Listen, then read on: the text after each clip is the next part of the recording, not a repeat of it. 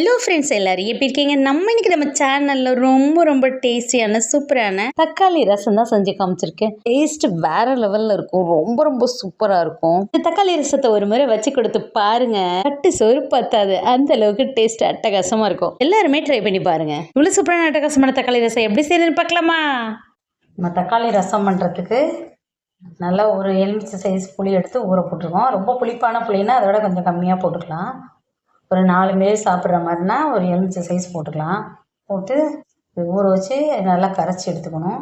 இதில் மண் எதுவுமே இருக்காது, அதனால் இதை மட்டும் அப்படியே எடுத்துக்கணும். மண் இருக்கிறதா இருந்தால் நீங்கள் வேறு பாத்திரத்தில் வடிகட்டி எடுத்துக்கலாம். தக்காளி மட்டும் அப்படியே எடுத்துகிட்டு ஒரு 4 தக்காளி பழம், நல்லா பழுத்த தக்காளி பழம் போட்டுக்கலாம். தேவையான அளவுக்கு கல் உப்பு போட்டுக்கலாம். கொஞ்சமாக மஞ்சத்தூள் போட்டுக்கலாம். கொஞ்சமாக பெருங்காய பவுட்ரு, கட்டி பெருங்காயம் இருந்தாலும் கொஞ்சம் போட்டுக்கங்க, சூப்பராக இருக்கும் வாசம். நல்லா கரைச்சி விட்டுக்கலாம். நல்லா தக்காளியை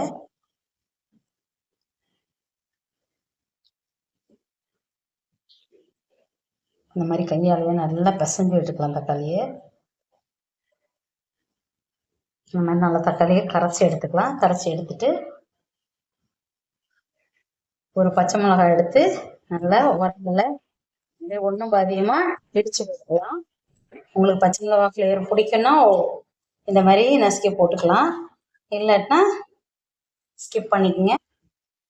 இப்போ ஒரு 1/2 டேபிள் ஸ்பூன் ஜீரகம் சேர்த்துக்கலாம்.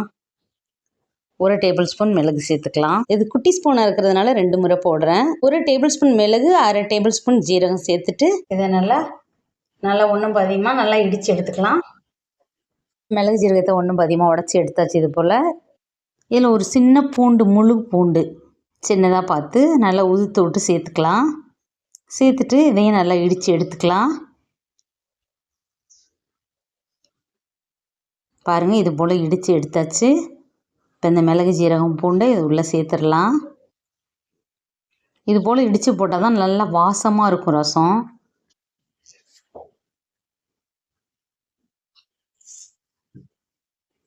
எல்லாத்தையும் நல்லா உள்ளே சேர்த்தாச்சு. இதையும் இப்போ நல்லா கலந்து விட்டுருவோம். கொஞ்சமாக தண்ணி சேர்த்துக்கலாம். தண்ணி சேர்த்துட்டு நல்லா இந்த கிண்ணத்தில் முக்கால் அளவுக்கு தண்ணி சேர்த்துக்கலாம். தண்ணி சேர்த்துட்டு நல்லா கலந்து விட்டுக்கலாம். இந்த மாதிரி ரசம் வச்சு பாருங்கள், எவ்வளோ டேஸ்ட்டாக இருக்கும். செஞ்சு பார்த்துட்டு சொல்லுங்கள், அவ்வளோ டேஸ்ட்டாக இருக்கும். நீங்கள் செஞ்சு பார்த்துட்டு கண்டிப்பாக நீங்கள் சொல்லுவீங்க. ரொம்ப டேஸ்ட்டாக இருக்கும். அடுப்பில் ஒரு கடாய் வச்சுட்டு ஸ்டவ்வை பற்ற வச்சுக்கலாம். இப்போ 2 டேபிள் ஸ்பூன் நல்லெண்ணெய் விட்டுக்கலாம். நல்லெண்ணெய் விட்டால் ரசத்துக்கு சூப்பராக இருக்கும் டேஸ்ட்டு. ஒரு 1/4 டீஸ்பூன் கடுகு சேர்த்துக்கலாம். இது கூடவே ஒரு 3 காஞ்ச மிளகாய் கிள்ளி சேர்த்துக்கலாம். இப்போ இந்த ரசத்தை எடுத்து இதில் ஊற்றிடலாம். நல்லா ஊற்றிட்டு சிம்லேயே ஊற்றி வைங்க. நல்லா கொதிக்கக்கூடாது. அப்படியே நுரை கட்டி வரும்போது நம்ம இறக்கிக்கலாம். அப்படியே நுரையா ஊற்றி பாருங்கள். லைட்டாக கொதி வர அளவுக்கு இருக்குது. 2 கொத்து கருவேப்பிலை, 2 கொத்து கொத்தமல்லி தழை இப்படி கட் பண்ணி வச்சுருக்கோம். இதை உள்ளே போட்டு இப்போ ஸ்டவ்வை ஆஃப் பண்ணிடலாம். இந்த பாருங்கள், கொதி வர்ற மாதிரி, கொதி வரக்கூடாது, அதனால் இப்போ ஆஃப் பண்ணிக்கலாம். ஆஃப் பண்ணிவிட்டு இந்த கருவேப்பிலை கொத்தமல்லி தலையை நல்லா தூவி விட்டுட்டு இப்போ ஸ்டவ்வை ஆஃப் பண்ணியாச்சு. கொத்தமல்லி தழை கருவேப்பிலையெல்லாம் போட்டிருக்கோம். இப்போ இது ஒரு பாத்திரத்தில் மாற்றிக்கலாம். இந்த பவுலில் மாற்றிட்டு இதே பாத்திரத்தில் பச்சை தண்ணி ஒரு டம்ளர் எடுத்து ஊற்றிக்கலாம். அப்போ தான் அந்த சூடு ரொம்ப இதாகி கடுத்தாப்பில் இருக்காது, ரசம் நல்ல டேஸ்ட்டாக இருக்கும். அதுக்காக தான் இந்த பச்சை தண்ணி ஊற்றுறது. பாருங்கள், நம்ம தக்காளி ரசம் சூப்பராக மணக்க ரெடி ஆகிட்டு பேச்சுலர்ஸ், பிகினர்ஸ் எல்லாருக்குமே ரொம்ப யூஸ்ஃபுல்லாக இருக்கணும்னு நினைக்கிறேன். ரொம்ப சூப்பராக இருக்கும், சுவையாக இருக்கும். உங்களுக்கு பிடிச்சிருந்துச்சுன்னா லைக் பண்ணுங்கள், ஷேர் பண்ணுங்கள், கமெண்ட் பண்ணுங்கள். நம்ம சேனலை சப்ஸ்கிரைப் பண்ணி வச்சுங்க. பெல் ஐக்கானையும் கிளிக் பண்ணி வச்சிங்கன்னா ஆல் என்ற ஆப்ஷனையும் கிளிக் பண்ணி வச்சுங்க. அப்போ தான் நம்ம அடுத்தடுத்து போடுற வீடியோ உடனுக்குடனே உங்களை வந்து சேரும். நம்ம வியூஸ் அனைவருக்கும் ரொம்ப நன்றி. நம்ம சப்ஸ்கிரைபர் அனைவருக்கும் ரொம்ப நன்றி.